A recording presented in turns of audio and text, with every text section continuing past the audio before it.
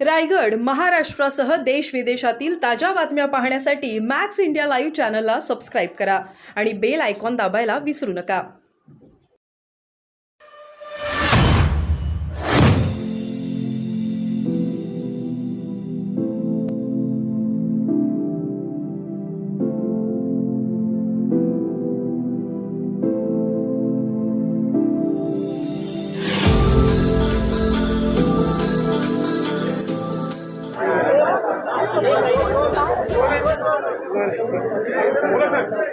भारतरत्न परमपूज्य डॉक्टर बाबासाहेब आंबेडकरांचा आजचा 68वा महापरिनिर्वाण दिन आहे आणि त्याकरता मी त्यांना अभिवादन करण्यासाठी आलो होतो.